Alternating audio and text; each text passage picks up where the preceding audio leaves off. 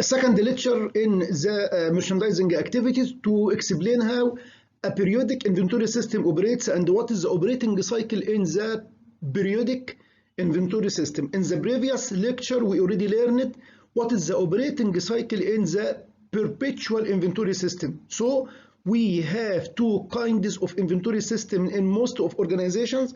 The first one is perpetual inventory system. Second one is periodic inventory system. What's the difference between perpetual inventory system and the periodic inventory system?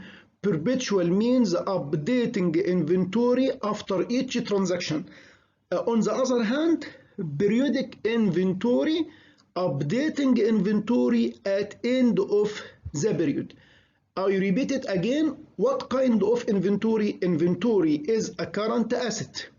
Inventory should be recorded in the balance sheet on the left side in the assets side. No effort is made to keep up-to-date records of either inventory or cost of goods sold. We have now a number of transactions. The same transactions we already saw in the perpetual inventory system, and we can see now what are differences between perpetual inventory system and the periodic inventory system. On September 5, Worley Corporation purchased 100 laser lights for resale for $30 per unit from Electronic City on account. What is the meaning of on account? On credit. بالعربي يا شباب اسمها ايه؟ اسمها شراء على الحساب. Purchasing on account. Purchasing on account. كلمة on account or on credit معناها على الحساب. لما اشتري حاجة على الحساب بقول عليها purchasing on account or purchasing on credit. On account معناها on credit.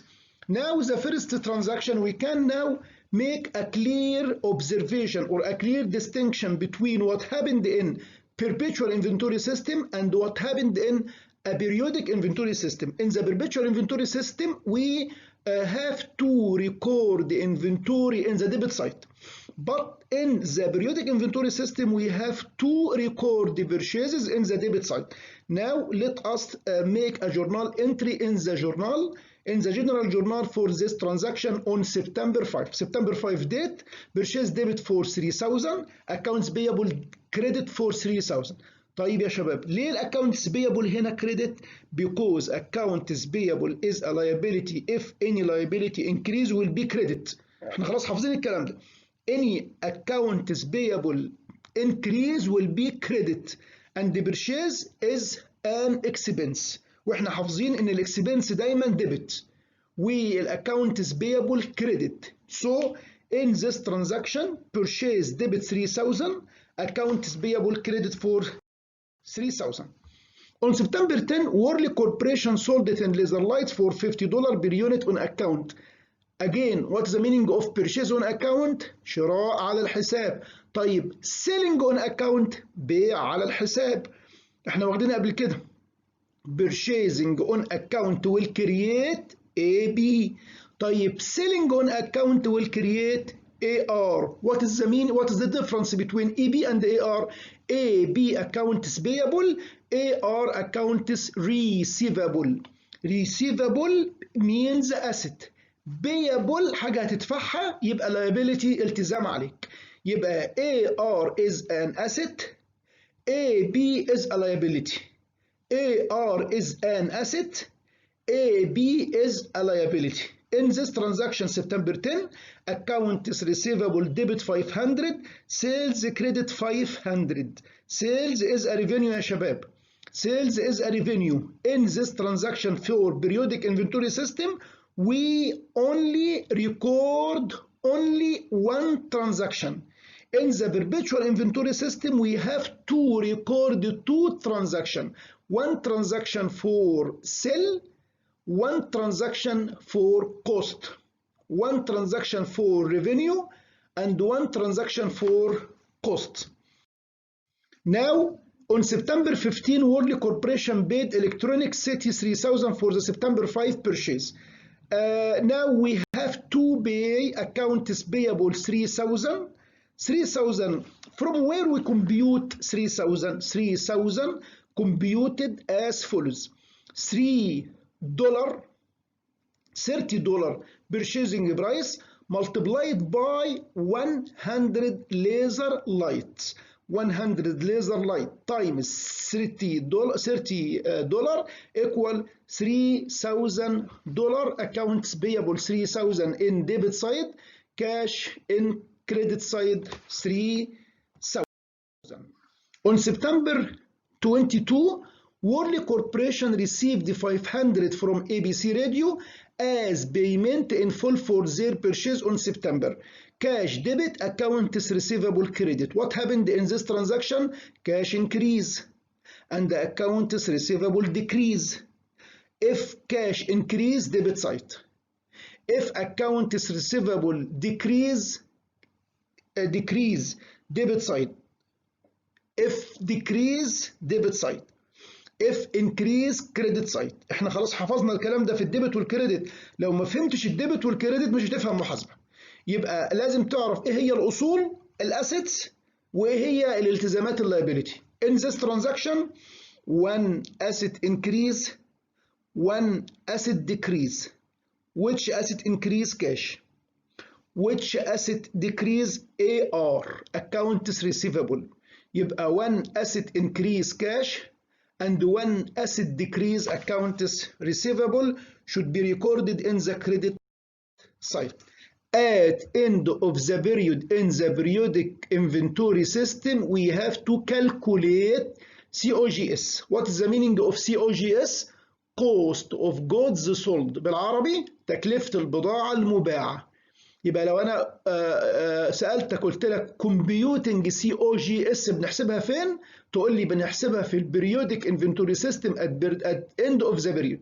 Again, computing COGS at end of the period in the periodic inventory system. Again, computing COGS, we compute it at end of the period in the periodic inventory system.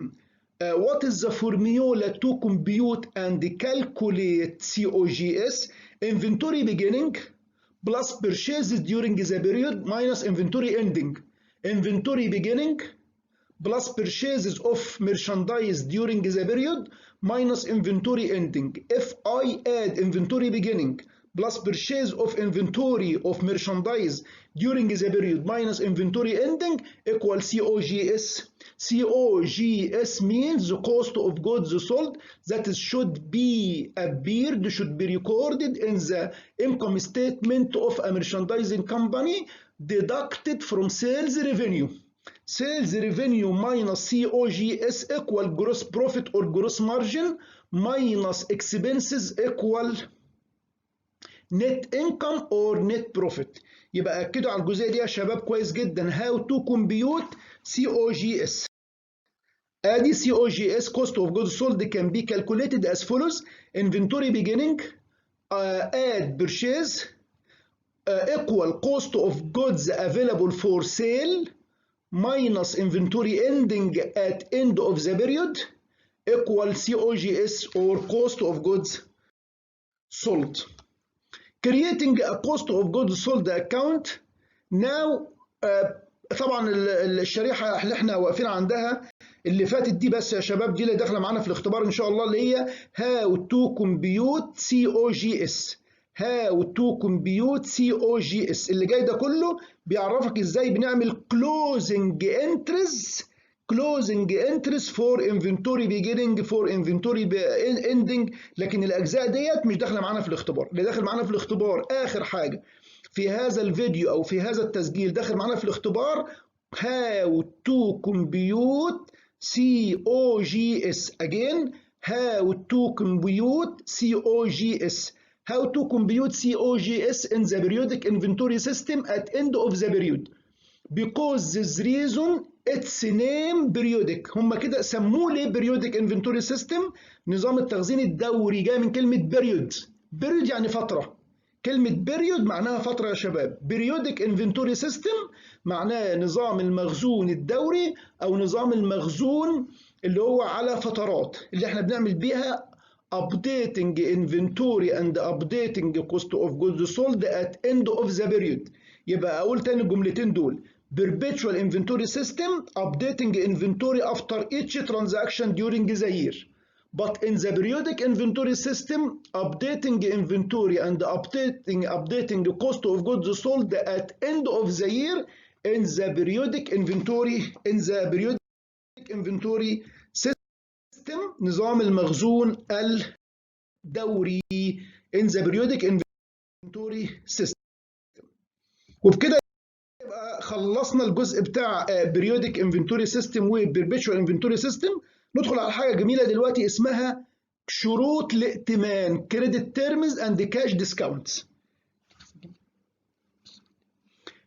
credit terms and cash discounts زي ما انتم شايفين يعني ايه كلمة credit terms شروط الائتمان، ويعني ايه cash discount، ويعني ايه cash discount. يبقى credit terms شروط الائتمان، وكاش ديسكاونت معناها اللي هي شباب اللي هي الديسكاونت اللي هي خصومات النقديه. اللي انتوا شايفينه دوت بيتقري ازاي؟ 210 net 30 210 net 30 210 net 30. What is the meaning of 210 net 30 210 net 30 210 net 30 means 2% of the discount, 10 number of days discount is available in the total amount, 30 the number of days I have to pay the full amount is due. يبقى خلي بالكم من الجزئية دي كويس جدا لأنها في الاختبار. 210 net 30 معناها اللي هي شروط الائتمان، معناها شروط الائتمان 210 net 30. طب لما تكون 310 net 30 تكون أصلح لمين؟ للمشتري.